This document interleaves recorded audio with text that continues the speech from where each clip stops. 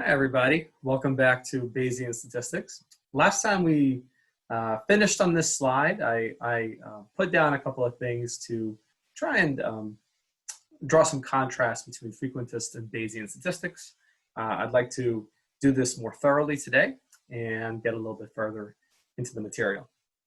So what I have up on the screen is the most important differences between, or the most important difference between frequentist and Bayesian statistics. In frequentist statistics, the parameters, by the way, we're going to be denoting just a random parameter of interest as theta. Make it red.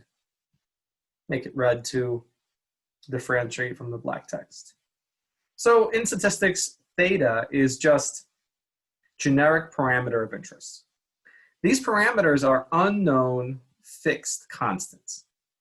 In Bayesian statistics, parameters, or in this case, just a single parameter, have a distribution called a prior. So I want to be very specific about a couple of definitions. Prior, we're going to define what a prior is a little bit more. We're going to define what a likelihood is a little bit more. We're going to define what the posterior is a little bit more. Okay. So priors,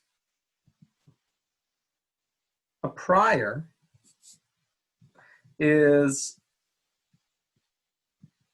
distribution of theta before data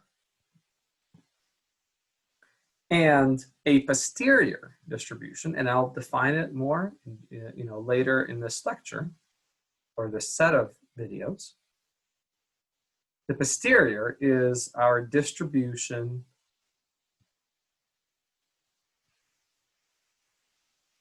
of theta after data. So sometimes you would have heard people talk about how your prior has been updated. So once you collect data, you update your prior.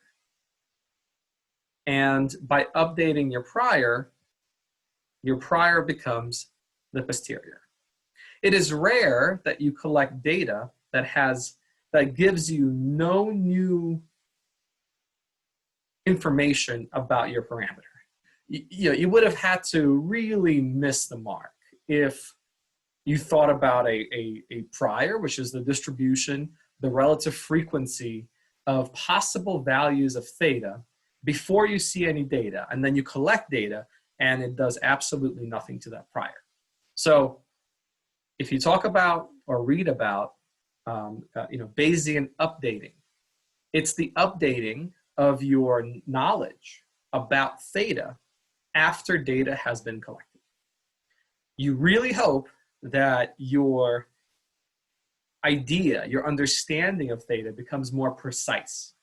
And I'm specifically using English words here because we're not a mathematical statistics class, right? You really hope that, I would like to write that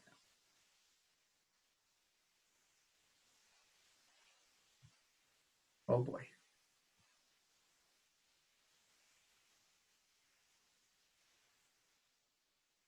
I know that was exciting to watch, guys. Let's write that down.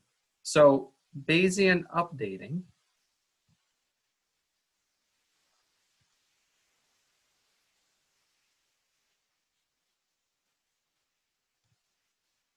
really refers to the prior plus data gets updated to a posterior. And you're really hoping that data is making our inference more precise. You're hoping that the precision in the posterior is greater than the precision in the prior. The other way of saying that is that the variability in the posterior, you're hoping, is lower than your variability in the prior. We'll talk about priors later on. For now, I'm just setting the stage. Okay. I said that estimation in a frequentist world, estimation is an exercise in maximization, or even more generally, optimization. You're picking a value of theta to make something called the log likelihood as large as possible. So at this point, it's probably helpful to define, and I'll do it across the middle because the likelihood function, the likelihood, applies to both Bayesian and frequentist statistics. So the likelihood is the probability, loosely speaking, of data for a given value of the parameter theta. So the likelihood really comes from a frequentist way of thinking that our parameters are unknown fixed constants. That way you can evaluate, okay, what is my probability of observing this exact data set?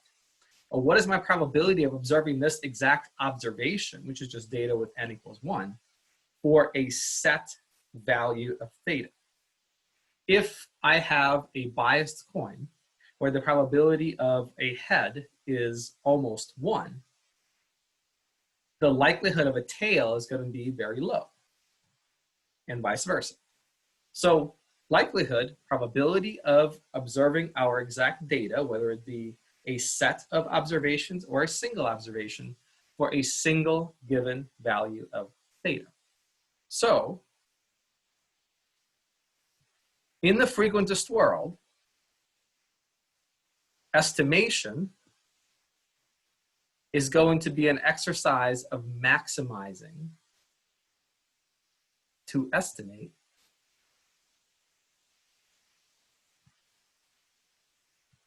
we maximize the likelihood or log likelihood. And I think I'll just start calling it the log likelihood from this point on. It's simply the logarithm of the likelihood being the probability of observing data, our data for a given set of theta, a given value of theta. The log likelihood is the logarithm, natural logarithm of that quantity. So to estimate, we're going to maximize the log likelihood with respect to, formally, I'll write WRT. Informally, I'll write across theta. And this is around where I stopped last time, where I said, all right, so here are my possible values of theta, the parameter. Here is my log L, which is log likelihood. The surface is almost always looking something like this. And then you would use techniques from calculus, remember that, to say, okay, it looks like the maximum occurs right there. It's where the first derivative is equal to 0. And where does that occur?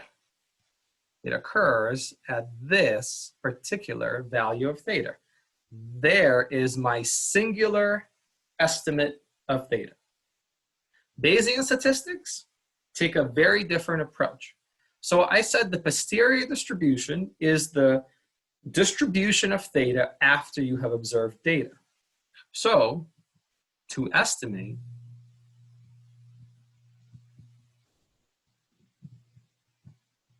we generate values of theta at random from the posterior.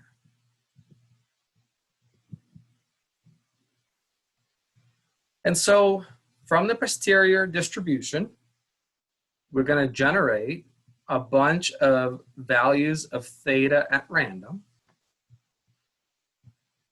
That's the first value from the posterior that we generate. There's the second, there's the third, so on until I get k of these values. And k is usually a large number, like 1,000, 100,000, 10,000. And then I have basically these samples from the posterior distribution. And what I can do with them now, I can plot them. I can summarize them. So if I just plot them now, what I get is, here's my parameter. Here is the relative frequency. Relative frequency. And if I summarize these k values, maybe I'll get something that looks like this.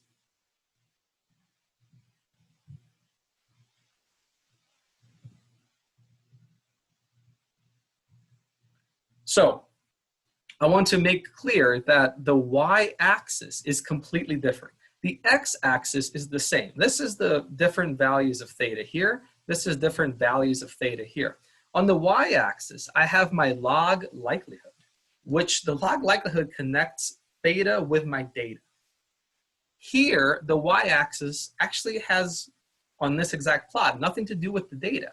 They are simply how the relative frequency of different values of theta generated out of the posterior distribution. Posterior distribution, distribution of theta after we have collected data. So, in the frequentist world, I would just find the maximum and that will be my singular estimate. In the Bayesian world, I don't have a singular estimate. All k of these values are plausible values of theta from the posterior. They're plausible values of theta after data has been collected. Some are more plausible than others. So specifically, values of theta maybe in this range are more plausible. Values of theta in this range are less plausible.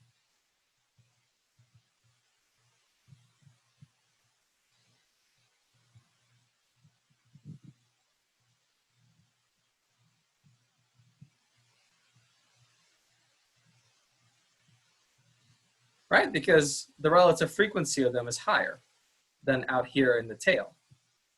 Well, couldn't I just summarize the sequence of k plausible values of theta from the posterior? Of course. I can take a median. So that will be the typical value of theta after data has been observed. I can take the average. That's simply the average value of theta after data have been observed. And I can take the mode, which the mode here has a lot of similarities with the estimate in the frequentist world.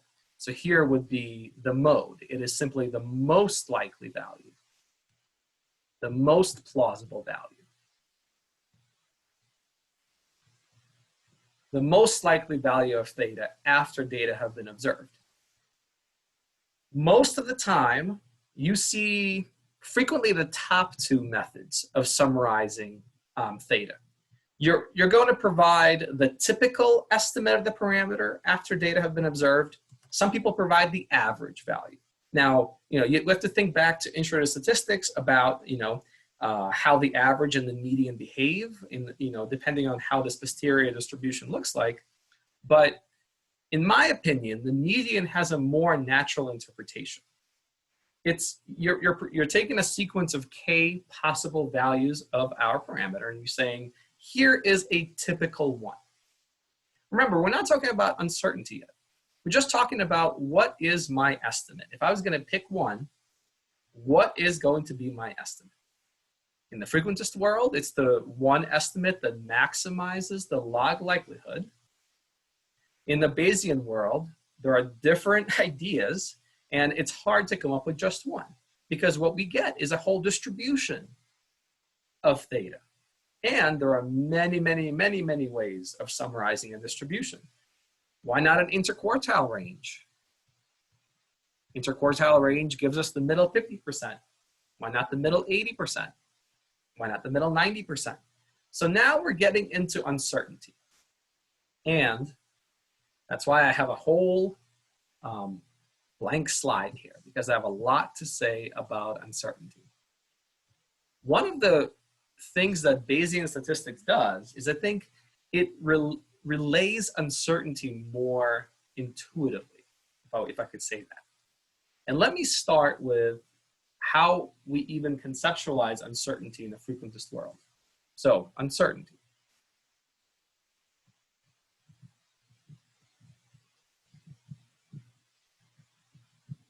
So, the uncertainty is, in English, not in mathematics, in English, it is average curvature.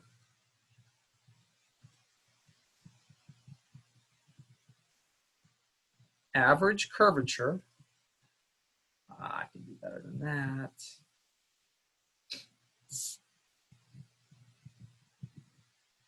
Of the likelihood surface.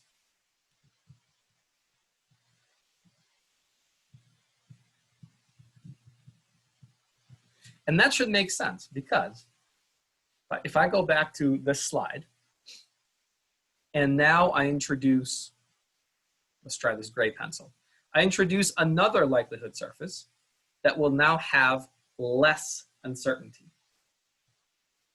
I can do that this way. As the likelihood becomes more concentrated around the maximum, and I try to make the maximum be around the same value, right? The gray likelihood is more concentrated. It is less spread out than the red likelihood. So the red likelihood here has more uncertainty than the gray likelihood. So in mathematical terms, and you will never have to learn these formulas, you know, we all have the internet. I'm just trying to relay a conceptual understanding. It's actually the second derivative of the log likelihood with respect to theta, right? So this function is the log likelihood of the data given a certain value of theta, and what I would be computing is the average curvature of the likelihood. That is what carries the standard error of the parameter. This standard error feeds right into the frequentist confidence interval.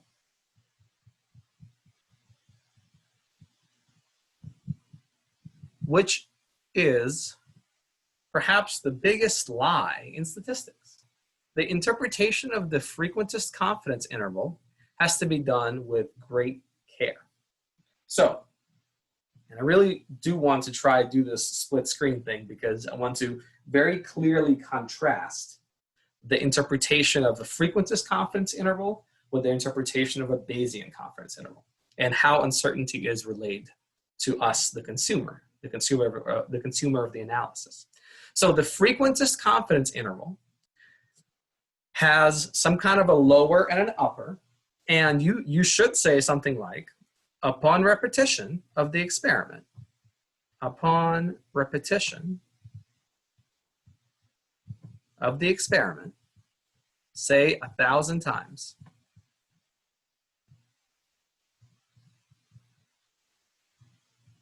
we expect a 95% confidence interval to contain theta 9.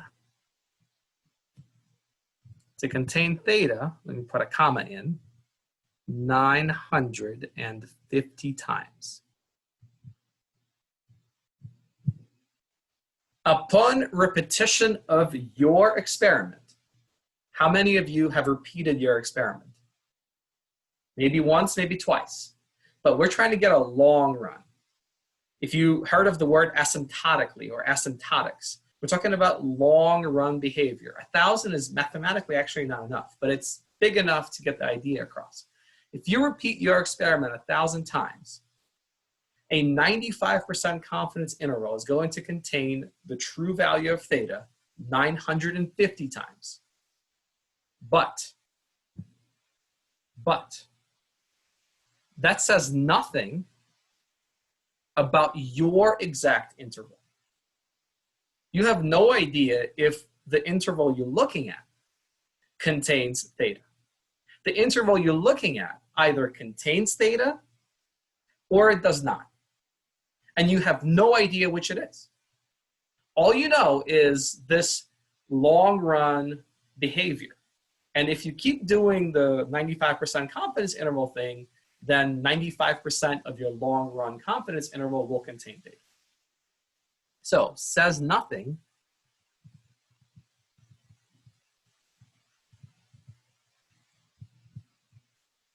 about your interval. And that's the one that you're really interested in. Come on. Okay. So that's the frequentist world. What about the Bayesian world? Well, uncertainty, remember that we get the posterior distribution, so uncertainty comes straight from the posterior.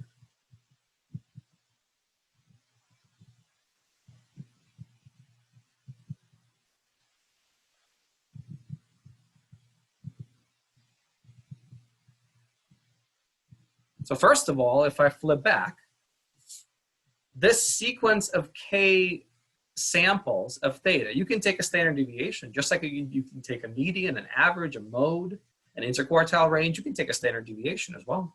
That's one option. Another option, though, to connect it to the confidence interval, okay, here was my posterior relative frequency. And this was different values of theta. And this is kind of what my posterior looked like. What I can do is I can take the 97.5 percentile of theta. So I will take a value of theta such that only 2.5% of all samples are above it. And I will take a value of theta over here, right? So this is the 97.5 percentile, the CTL percentile. This is the 2.5 percentile. That way, what I'm leaving is 95% of theta k's, which are, again, samples from the posterior distribution. They are values of theta after data have been observed. So then, to build a confidence interval, my 95% confidence interval, and a Bayesian confidence interval is actually called a credible interval. Unfortunately, the acronym is the same, it's CI, but I always try to write it out because, as I hope you will see in a second, the interpretation is wildly different. Credible interval.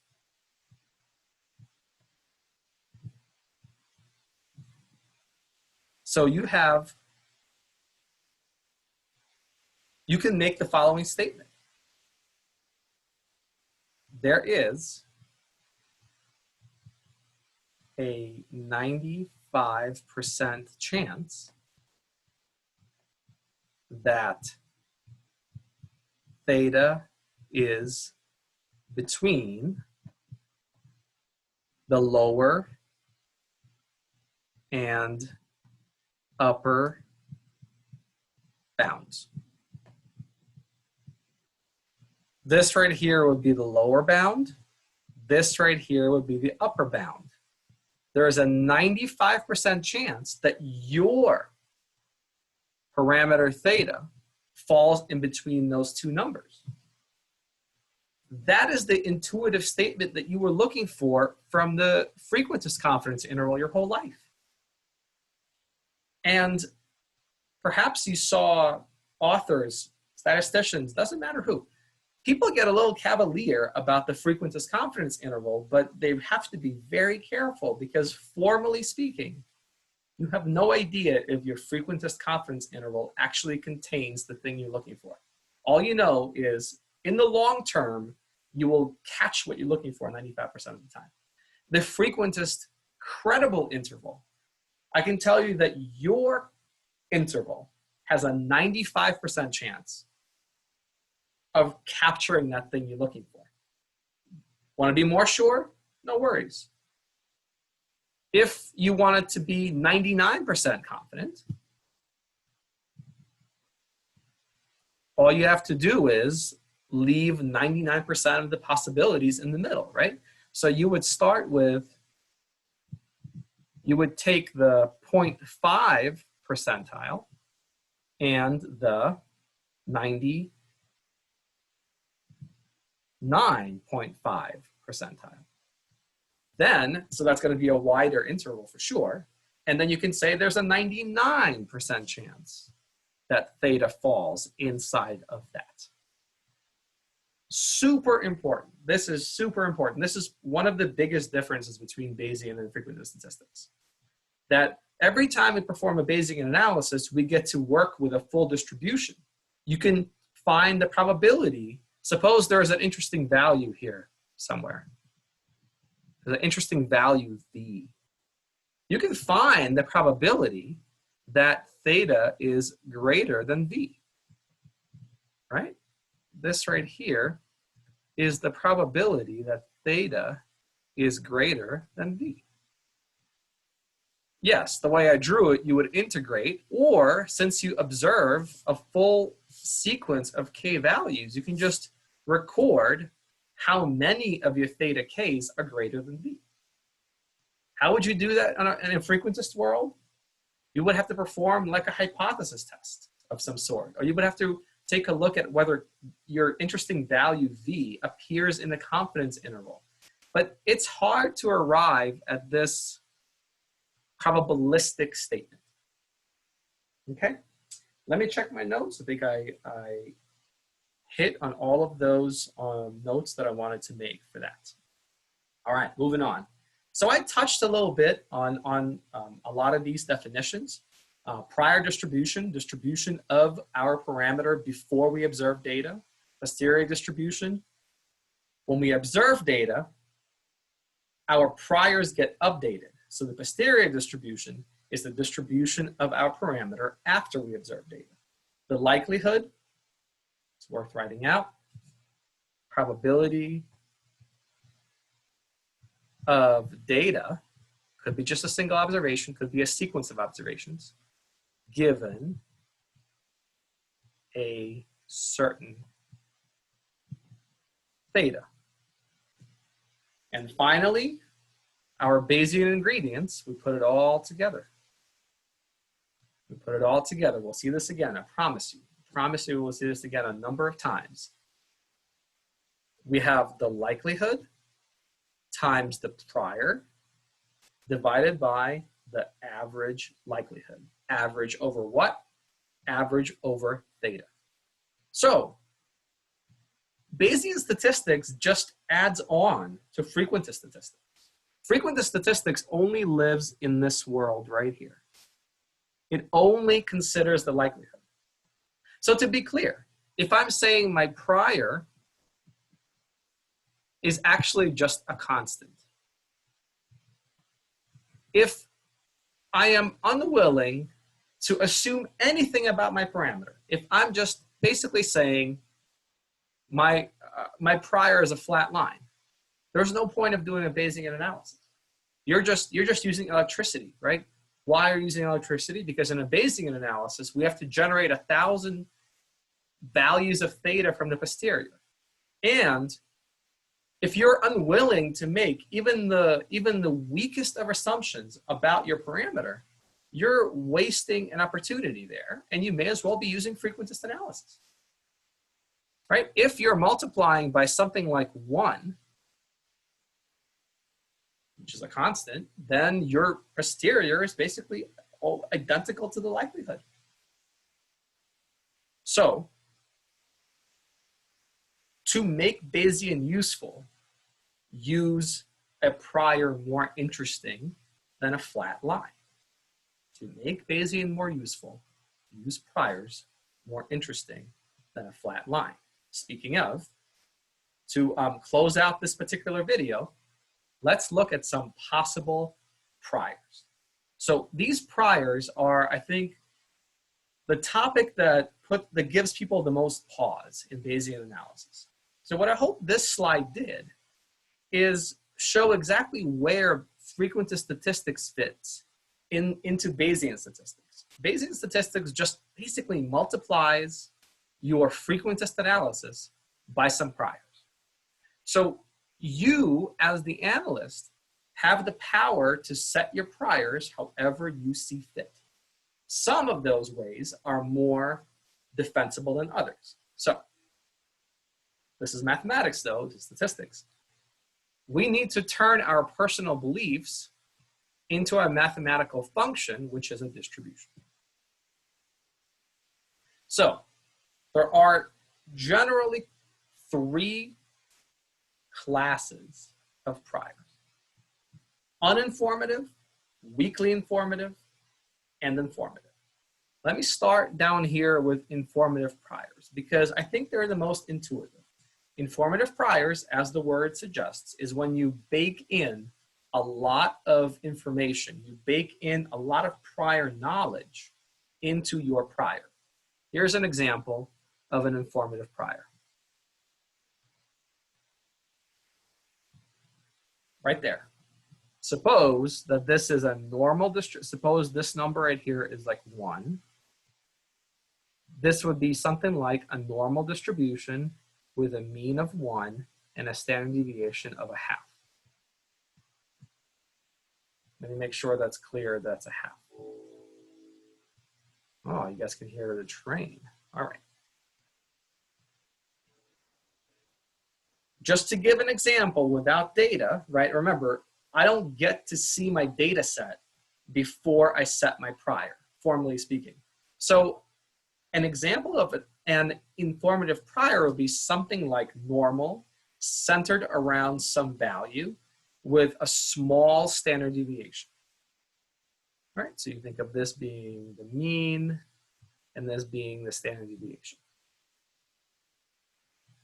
As I diminish the standard deviation, I increase the informativeness of my prior. Because a priori, before seeing data, I'm concentrating my prior around a particular range of values. In fact, remember that although the normal distribution is defined for all real numbers, from -infinity to infinity, with a small enough standard deviation, I can essentially rule out values of theta. I can say that no matter what I observe, I'm not going to allow it. A priori, before data, if you set that standard deviation low enough, no matter what you observe, will not make it into that posterior. So if you're going like, well, man, all right, but how do I set an informative prior? To be honest, there's not a ton of informative priors out there because people get itchy. People say, well, I really want to be careful because if I don't want to set the standard deviation too low. So oftentimes, if you really, really want an informative prior, you can go back to the literature. There is a formal method of doing a survey of experts, and then you have to somehow take your survey of experts and turn it into a mathematical function, right? This is a normal distribution. This is a full distribution. So truly informative priors are rather rare in real analyses. Rather rare in real analyses. Yes, I think I did. Okay. Doesn't have to be, for a prior to be informative, it doesn't have to be a nice bell curve. You know, I can do, here's an example of an informative prior.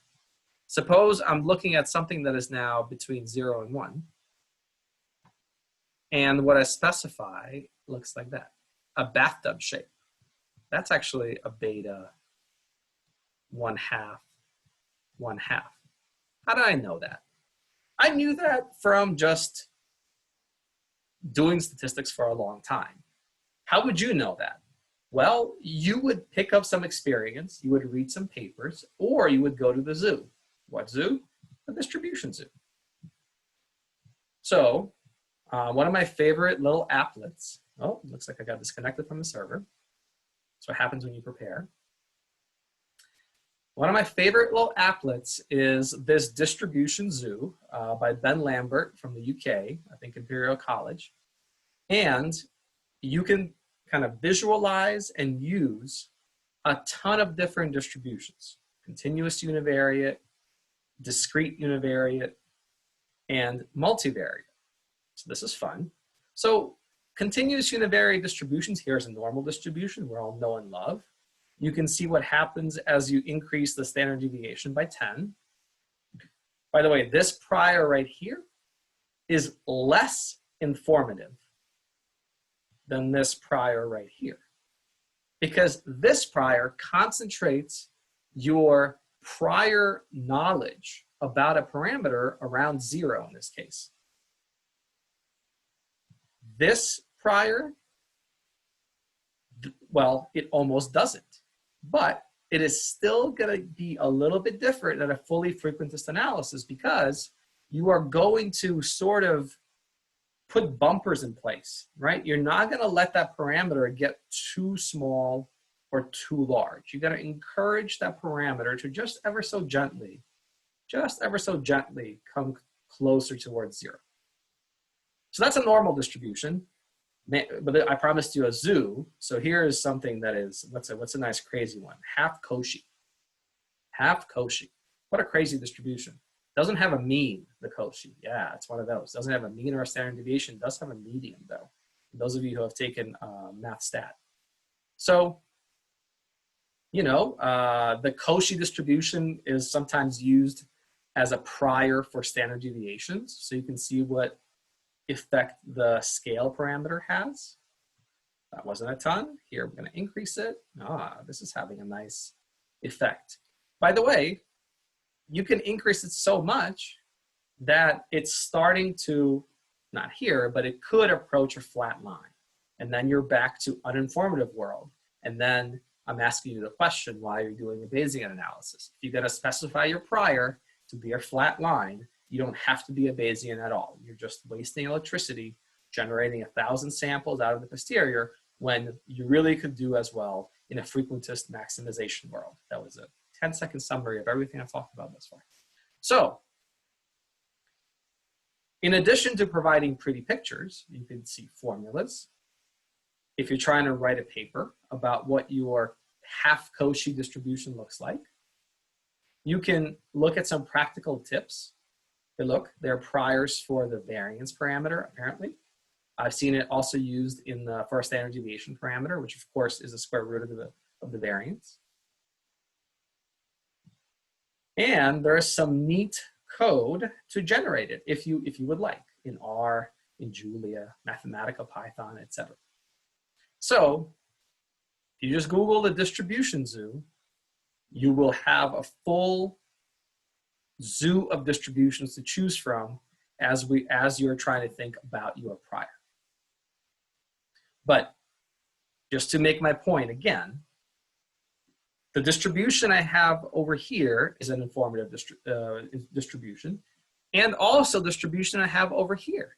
Because if my parameter theta can only be between 0 and 1, I'm saying there's a very low chance I will allow it anywhere, say, between 0.2 and 0.8. Sometimes that will work. If you're flipping a coin, that often doesn't. So, or that imposes a strong a priori belief that may or may not be true. Okay. Let me now jump up to uninformative priors. Uninformative priors, there is a formal class of uninformative priors that I won't go through all the formal rules. I would like more so for you to conceptualize this generally or visually for now. you're really trying to approximate a flat line. So if I was bent on using the normal distribution centered around 1, my uninformative cousin of this prior would be something like this. That's 1,000. A normal with a mean of 1 and a standard deviation of 1,000. And that would look basically like a flat line centered around the number 1. So you see this done a lot in the literature. People set these normal 10,000, normal 100,000 priors. I do want to have that conversation with them as to why. Why not just do a frequentist analysis? Because you're essentially not baking in a ton of information into that prior. And so in this equation, you're not modifying the likelihood by that much if your prior is completely uninformative. Some people are really into these uninformative priors. Well, you can tell where I stand, right? Where I stand is the middle ground. It's like the 3 bears. You know, Pavel's here. Pavel likes here. Pavel doesn't like informative priors, and I really don't like uninformative priors. Pavel likes to be in this middle ground. I'll get there.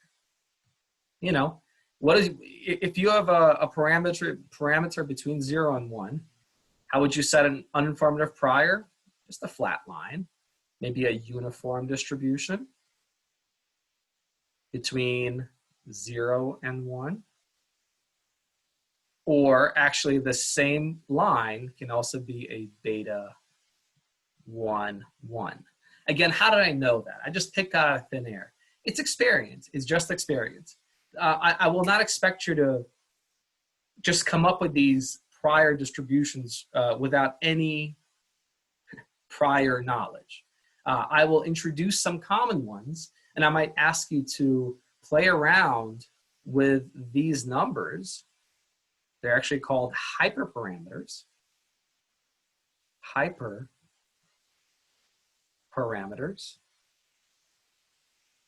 And see what effect that has on your posterior. All right, so we're back to where I like to be. And I think this is also where our author of our book likes to be. And he too speaks highly of weakly informative priors. Well, it's kind of how it sounds like. We want to be more efficient than a frequentist analysis, but we don't want to really put all of our eggs in this really narrow basket. And this really depends. How weakly informative a prior is really depends on the scale of the data. So we often do an exploratory data analysis, and then or you could even do a frequentist analysis, and then make a prior that deliberately is a little bit more uncertain than what you know about the data. I'll write that down. Make a prior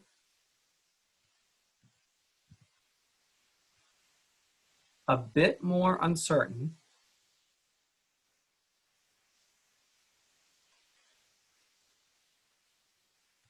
than what you know from just taking an average and a standard deviation and taking a histogram. So throughout the class, I will keep coming back and harping on these weakly informative priors, and I hope to show you through the course of the class, not in the first 2 days, how to become more comfortable being in this middle ground. We don't want to pretend like we know nothing. If I'm analyzing temperature on Earth, this would be a terrible prior if I'm analyzing temperature on Earth. Maybe in Kelvin, but you know, you are allowed to be a scientist and a consumer of information and bake some prior knowledge into your analysis. This is why you're in Bayesian statistics. This is it. But I understand if you don't want to go full informative, because you can get it wrong, right? We just talked about it. You can specify a prior so narrow that you literally exclude observed values as a possibility. And I will jump ahead just a little bit to a figure from the book that illustrates this exact point. So here is uninformative. Maybe I should move that slide over here. Uninformative.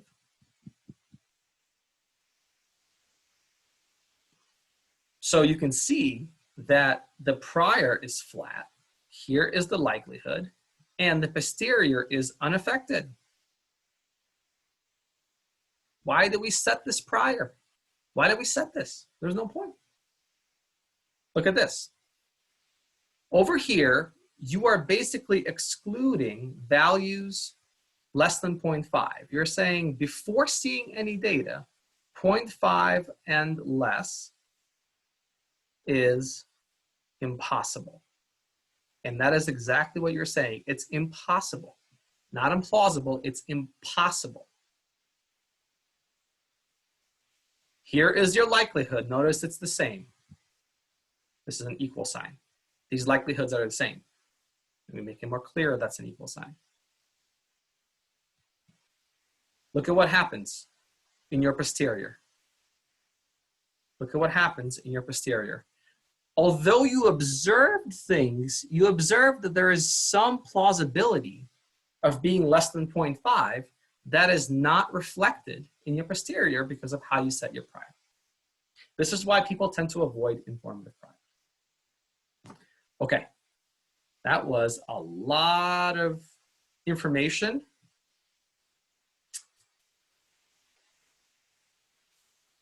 And I would like to make this the last slide for this video. I just want to make sure that that you realize that the prior distribution needs to match the range of possible values for the parameter. Let me repeat that. The prior distribution needs to match the range of possible values for the parameter. So what we set for the standard deviation, the distribution has to be strictly positive. So, you know, whether it is something like the half Cauchy that we just saw, or it is something like a gamma of some sort, you cannot use a normal distribution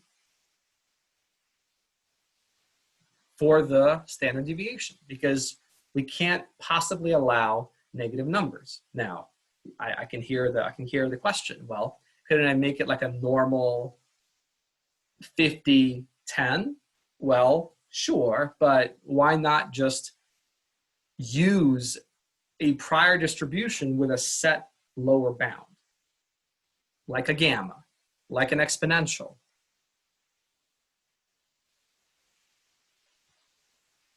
Like a half Cauchy, like a half normal.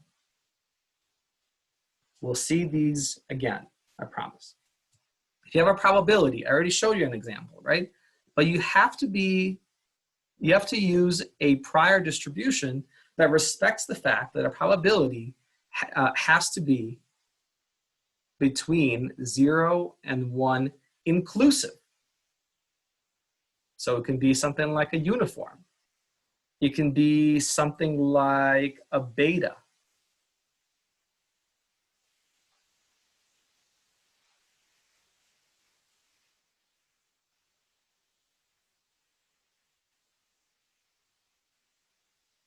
Beta 1/2, 1/2. I like it because it has a nice bathtub shape. It's kind of weird. So prior distributions matter. They matter a lot. We've learned about 3 different kinds. Uninformative. My opinion and the authors is, what's the point? You're just doing a frequentist analysis and using more electricity, but you're not gaining anything if you're setting completely uninformative priors for everything. Well, what about informative priors? You better know what you're doing. With great informativeness comes great responsibility. You can, before seeing the data, you can completely exclude certain parameters from appearing in your posterior. You can completely exclude certain values of the parameter from appearing in the posterior. That is probably or possibly bad. And that is why people get nervous. They don't go fully informative. So what's in between? Weakly informative. Learn as much as you can about the data and then deliberately be more uncertain than your data allows you to be. Okay. I'll conclude this video now. I think I've been talking for about 40 or 50 minutes. We don't have our first activity until not next week, but the following week. So where we're heading next week is where we're going to be a little bit more mathematical.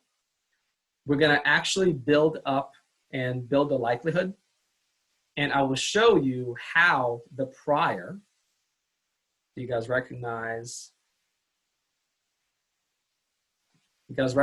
this equation? I would like to show you exactly how the prior interacts with the likelihood to form the posterior. Right? So how does the prior interact with the likelihood function to form a posterior? And just to close, I know we have a long break coming up, all of 4 days. The entirety of frequentist statistics is right here. Frequentist stats are here.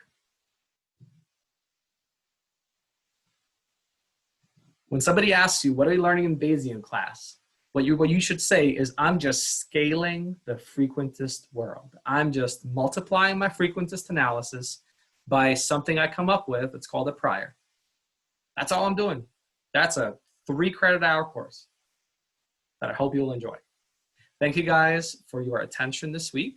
And I hope all of your classes are going well. I will talk to you on our discussion board. I will see you next week. Have a great and safe